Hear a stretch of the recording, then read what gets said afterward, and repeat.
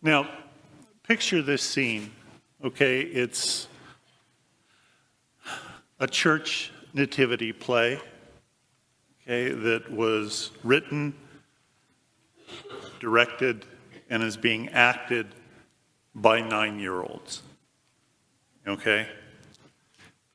Scene 1, it's right there at the inn. Joseph says, "I need a room for the night for my wife." The innkeeper replies, "Can't you see the no vacancy sign?" Joseph says, "Yes, but can't you see that my wife is expecting a baby any minute?" Innkeeper says, "Well, that's not my fault." Joseph says, "Well, it's not mine either."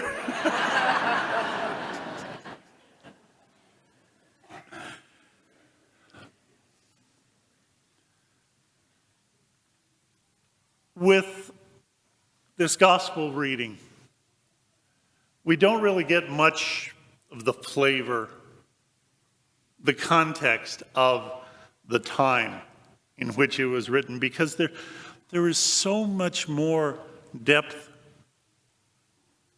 to the story than just what we have here. But this wasn't meant to, be a cultural expose. It's meant to speak the religious truth of Jesus Christ truly is the Son of God, the promised one.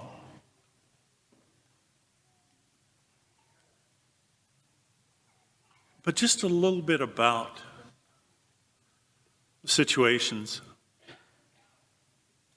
Back in the Mediterranean world at that time, it wasn't a matter of people got married because they fell in love with each other. Marriage was something that was arranged by families, had to be approved of by parents of brides and grooms. Purpose was not to bring individuals together as much as it was to join extended families. That's why the ideal person to marry in this culture was considered a first cousin. The bride did not expect love, companionship, or comfort. This was a world that was very rigidly gender divided. Men and women had very little contact. So the entire marriage process then became a ritual on the part of the woman to be leaving her home, her parents' home. Now, we have all these images of what Mary and Joseph must have been like when, based on our understandings. But in reading some of the experts, because men and women were so separated, Joseph may have been one of the very last ones to know that Mary was pregnant. Okay. The women of the village, the women of the community would have known it or suspected it much sooner because Mary stopped coming to their ritual purifications each month. And certainly you can guess that the tongues were wagging, the stories were being told. As we've talked about many times, in the ancient Mediterranean world, the value that was in play more than any other was the value of honor. And part of that honor code for Joseph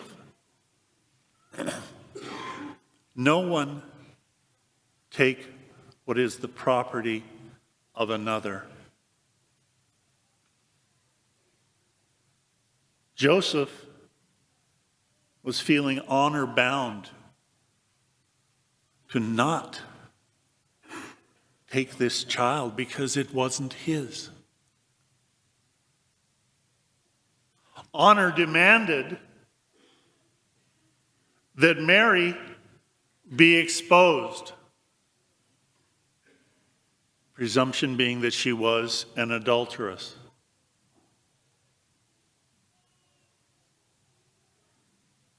And that she would be killed. And it wasn't just Joseph and his honor that had the right to demand that. It was Joseph's family that had the right to demand, because it wasn't just individual honor, it's family honor. Many think that's why we have the visitation. Mary went to go and visit Elizabeth because she needed to get out of town.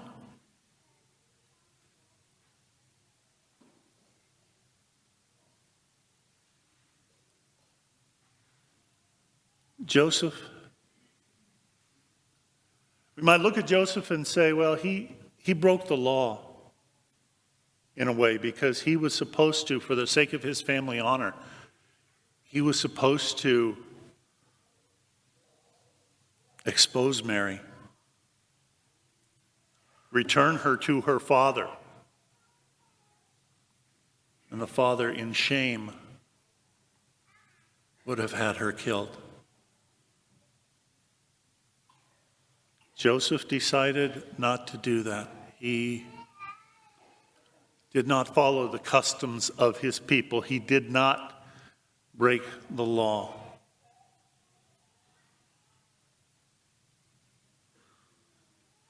He even made, in a way, the dishonorable choice to accept Jesus as his. Because the one who everybody thought must have been the real father didn't come forward to claim his child.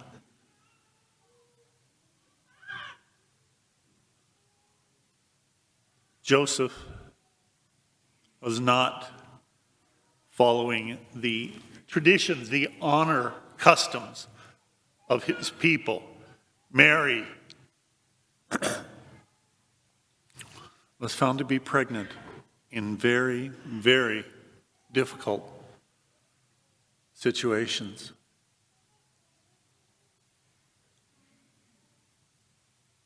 Can you imagine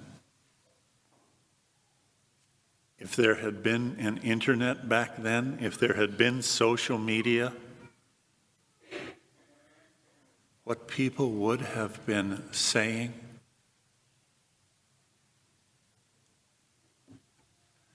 I came across on one of the Page-A-Day calendars, this comic strip, and it involves talking animals, and a rat is talking to the goat. The goat is got his phone out, and he's apparently texting. The rat says, "Hey, goat, what's going on?" Goat says, "I've been really social today.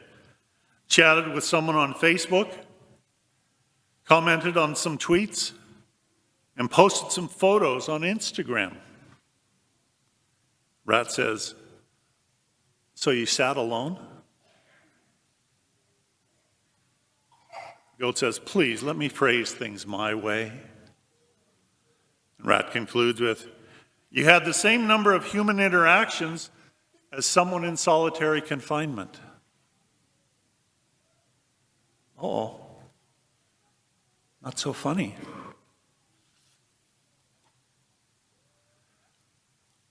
This Advent, we've been hearing lots and lots of confessions, which is a wonderful, wonderful thing.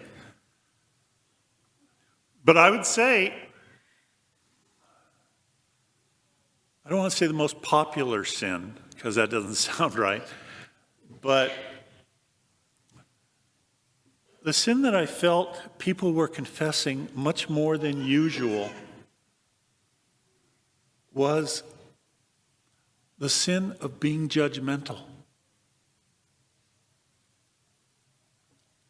And again, how great that people could be aware that that's what they were doing, know that it was something where they needed God's grace and God's strength and God's forgiveness. But still,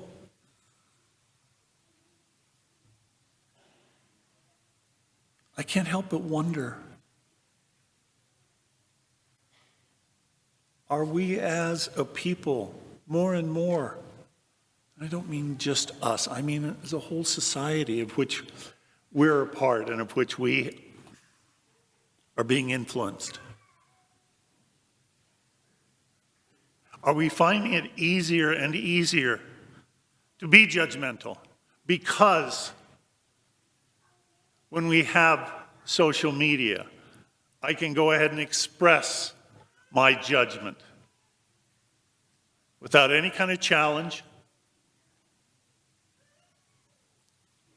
without any kind of responsibility for it.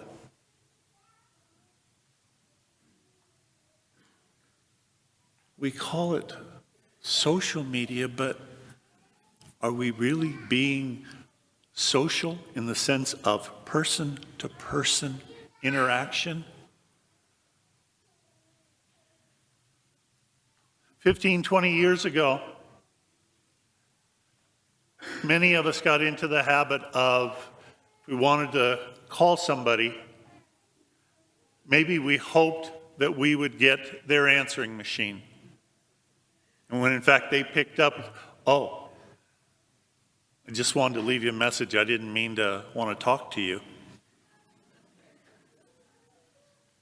And now, how many of us, to avoid having to be dragged in our valuable time into a conversation, just find it easier to fire off a text, and took care of it. I had my say, and I don't have to worry about the awkwardness of talking to somebody else. Now, this is not Father John's rant against social media homily. But I think it is important, especially as we are approaching Christmas, to realize how easy it can be. Looking at the trends in our society, looking at what we see on the news,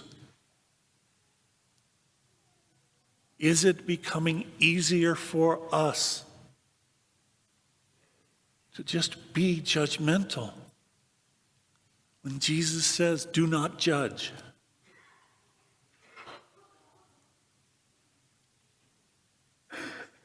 As I said, it was that way in Mary and Joseph's time.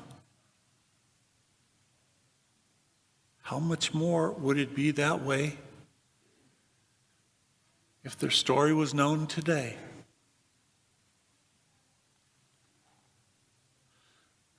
That one, over there, the one that's pregnant.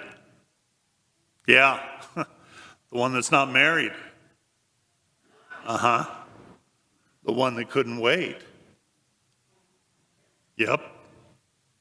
The one that really put her fiancé in an awkward position.